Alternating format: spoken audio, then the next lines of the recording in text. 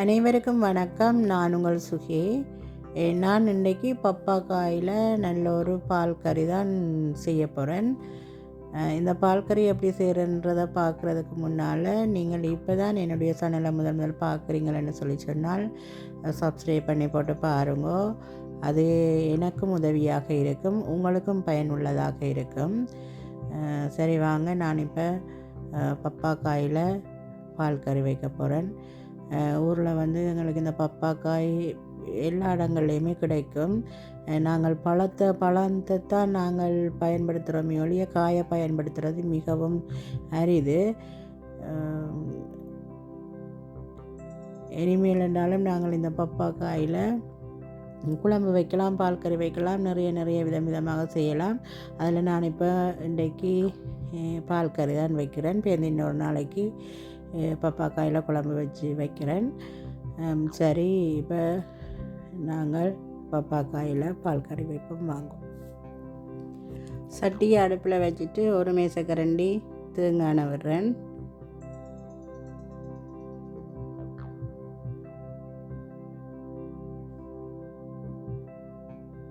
தேங்காய் நல்லா உருகி வந்துட்டுது.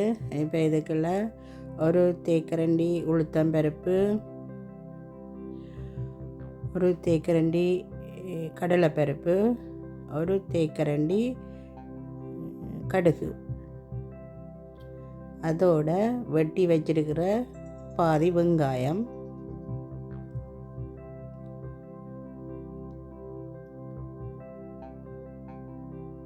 மூன்று பச்சை மிளகாய், ஒரு நெட்டு கருவேப்பிலை இவ்வளோத்தையும் சேர்த்து நல்லா வதக்குறேன்.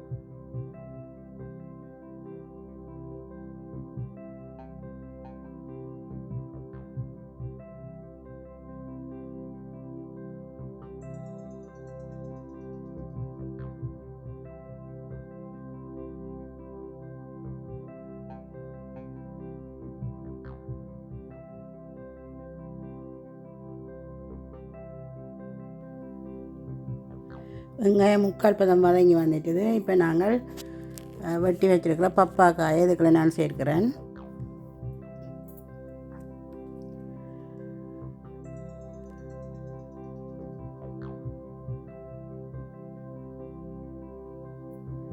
பப்பாக்காயோட அரை தேக்கரண்டி மஞ்சளும்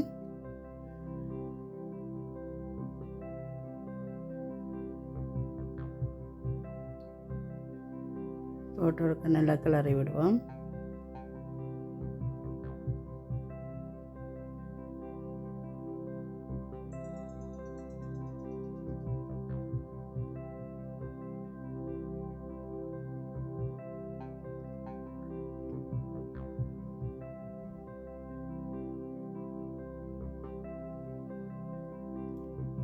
அளவுக்கு தண்ணியை விட்டுக்கொள்கிறேன். நான் அந்த பப்பாக்காயோட மட்டத்துக்கு தண்ணியை விடுறேன். அந்த பப்பாக்காய் கொஞ்சம் நல்லா நின்று அவியணும். அப்போ அந்த மட்டத்துக்கு அளவான தண்ணியை விடுறேன்.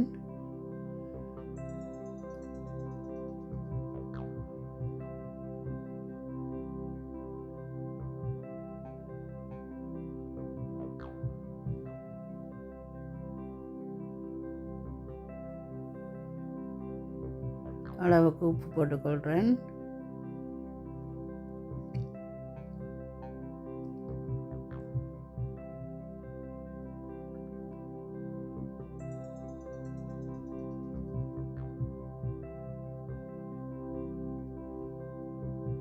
இதை எண்ணி மூடி நல்லா அவிய விடுவோம்.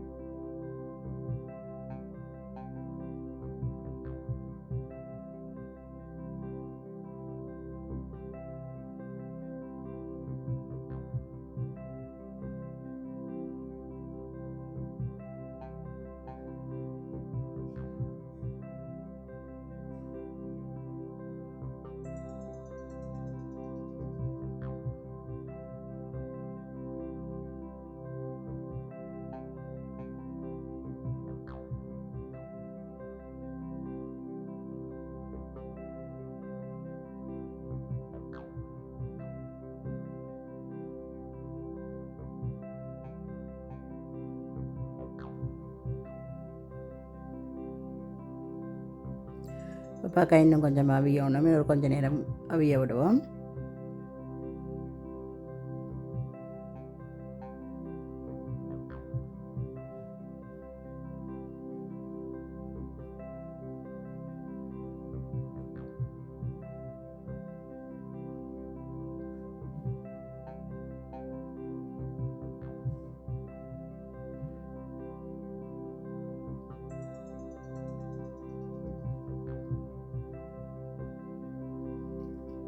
இப்போ பாருங்க கொஞ்சம் நல்லா தண்ணியும் வற்றிட்டுது. பப்பாக்காயும் இப்போ நல்லா அவிஞ்சிருக்கும்.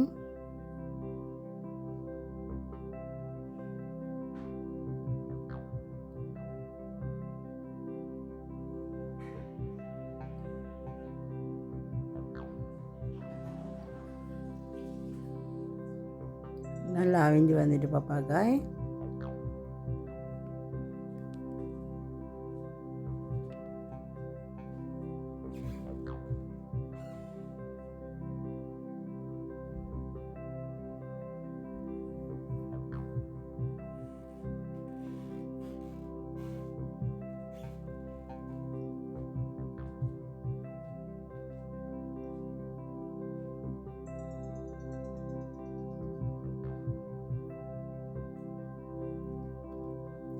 இனி இதுக்குள்ள நான் ஒரு 1/4 கப் தேங்காய் பால் விட்டு அப்படியே பிரட்டி ஒரு கொதி வர விட்டு அப்படியே இறக்க போகிறேன்.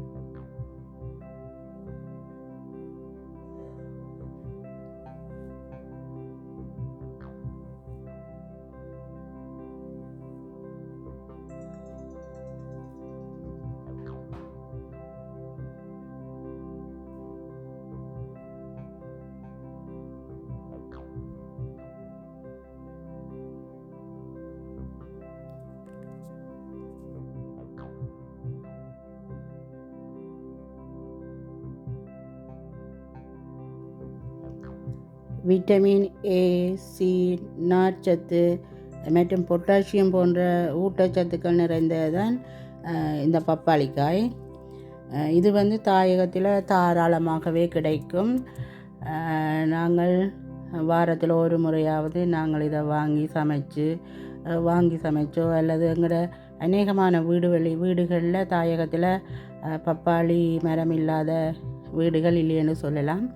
அப்போ நாங்கள் வாரத்தில் ஒரு முறையோ 2 முறையோ நாங்கள் இந்த பப்பாளிக்காயை எங்களோட சமையலில் சேர்த்து கொண்டோமென்றால் ஒரு ஊட்டச்சத்துக்கள் நிறைந்த ஒரு சுவையான கறியை நாங்கள் சமைச்சு சாப்பிடலாம்.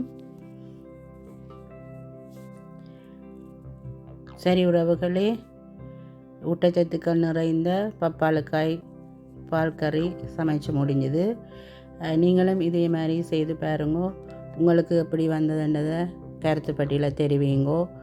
மீண்டும் ஒரு காணொளியில் உங்களை சந்திக்கின்றேன். நன்றி, வணக்கம்.